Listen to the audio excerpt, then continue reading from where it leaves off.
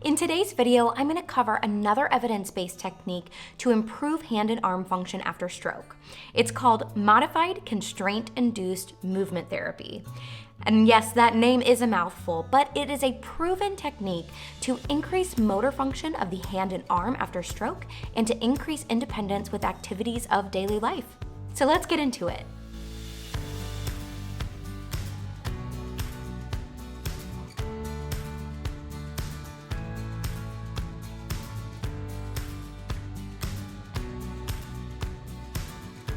All right, so let's talk about who this technique is for. It works best for stroke survivors who are in the chronic stage of stroke, meaning you had your stroke at least 6 months ago, if not longer. You also need 4 things in order to successfully use this technique. The first thing that you need is at least 20 degrees of active wrist extension, meaning that you can bend your wrist back at least 20 degrees actively, meaning that you can do it yourself. Somebody's not doing it for you. The second thing that you need is at least 10 degrees of active digit or finger extension, meaning that you can bring your fingers back at least 10 degrees. The third thing you need is minimal cognitive issues. So this technique requires you to be able to follow kind of like a schedule, a timeline, and to remember to do things a certain way. So if you have some significant issues with short-term memory, with sequencing things in order or keeping up with time, you may need to have someone help you out. The fourth thing that you'll need is minimal sensory issues, meaning you need to be able to tell the difference between hot and cold, feel when somebody's putting pressure, deep touch, because this technique asks that you do everything with your affected arm and hand. So it becomes a safety issue if you can't tell the difference between temperature or if something is poking into you. So you want to make sure that you're doing this safely. While this technique usually involves a rehab therapist, there are aspects of it that you can do at home if you meet this criteria. So let's talk about what actually goes into modified constraint-induced therapy. Modified constraint-induced movement therapy is an offshoot of constraint-induced movement therapy. So why aren't we talking about the original? Well, it's quite a bit more time-consuming and has a lot more demands on the person who is doing it. So the modified version still has a lot of great evidence for its effectiveness, and it requires less demand. However, they were both developed to improve arm and hand function based on something called learned non-use. Now, you may or may not have heard of this phenomena before, but it's kind of just what it sounds like. It's when you learn not to use something. And in the case of stroke and brain injury survivors, a lot of the time, that injury results in one-sided weakness or paralysis. Well, when that happens, it can become easier to just use the unaffected side and kind of ignore or learn not to use the affected side. So that's what this technique is trying to overcome, the learned non-use of the affected side so that you can still use it and make progress with movement. So think about it like this. Let's say that at some point you were able to ride a bicycle. Well, we know that it took hard work and practice to be able to do that. However, let's say something happened and you weren't able to ride the bicycle anymore, but you could ride a tricycle. That third wheel is extra support. It's easier to ride than trying to balance yourself on a bicycle, just something with 2 wheels.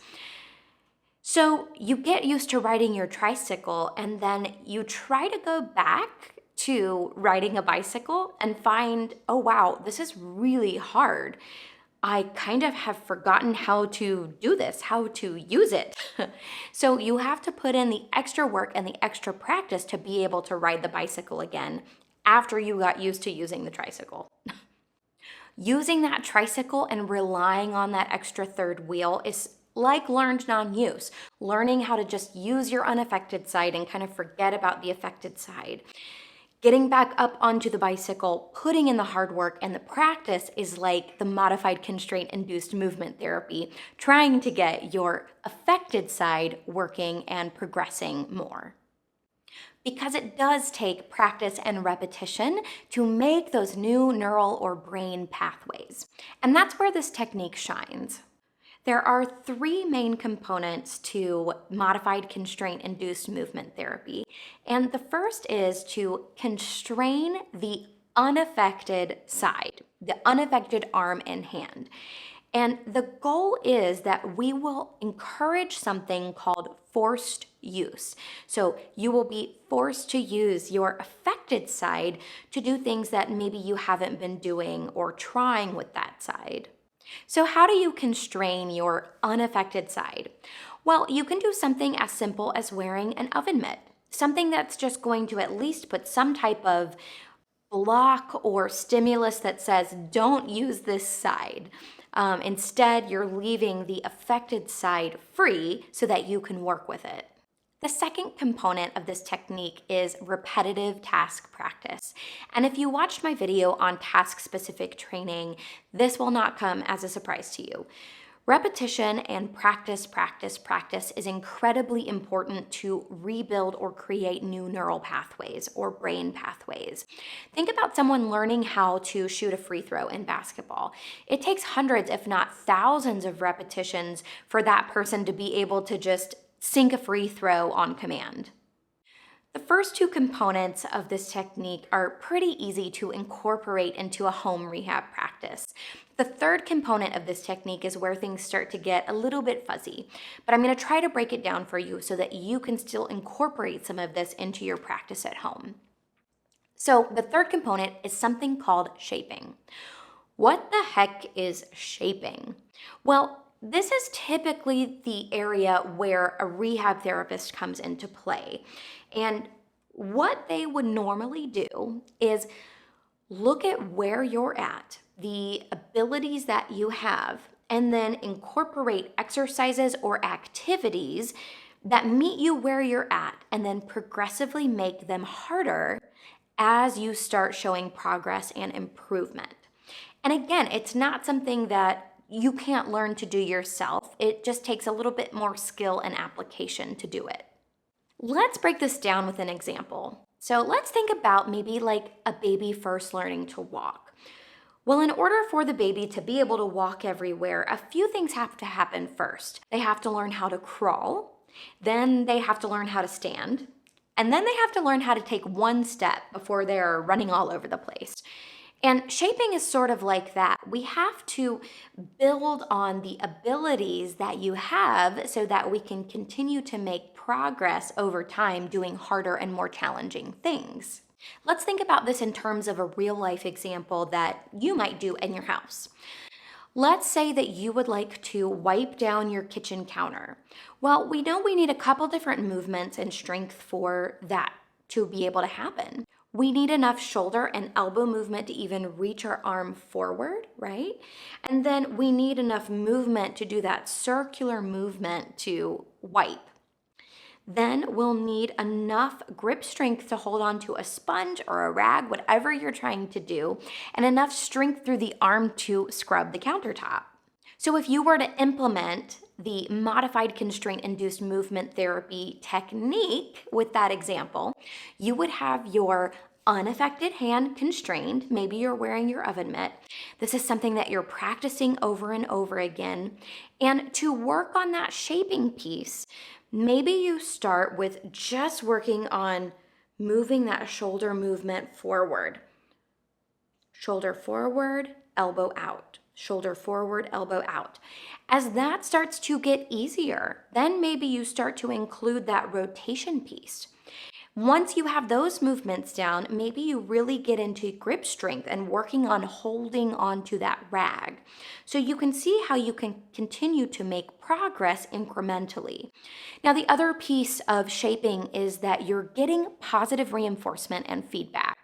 And Again, typically this is something that comes externally, that comes from usually someone who's working with you, but you can give this feedback to yourself. You can say, hey, I'm doing a good job.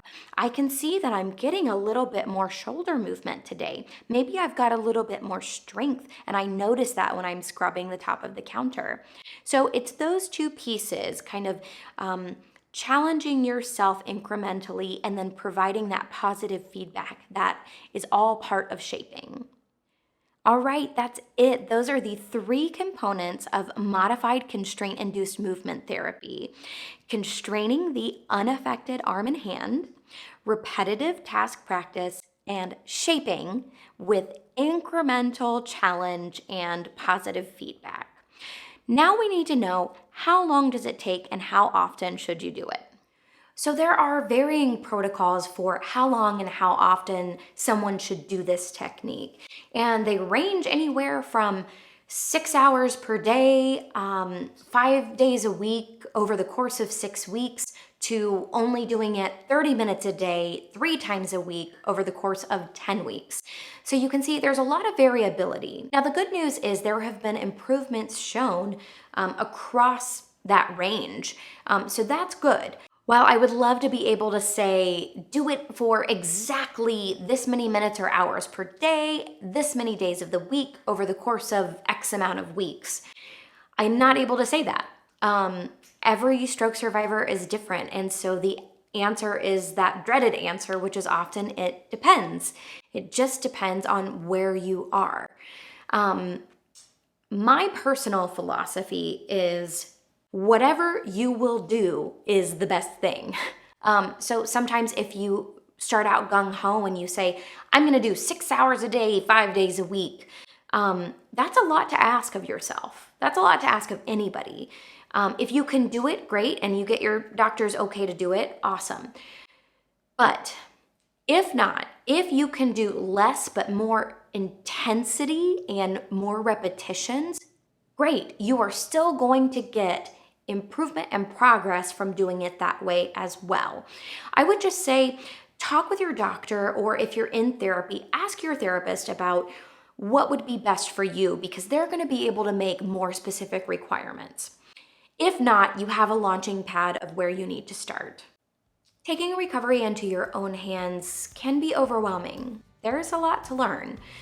But I hope that by learning some of these techniques, you feel empowered to use them on your own recovery journey as you continue to make progress at home.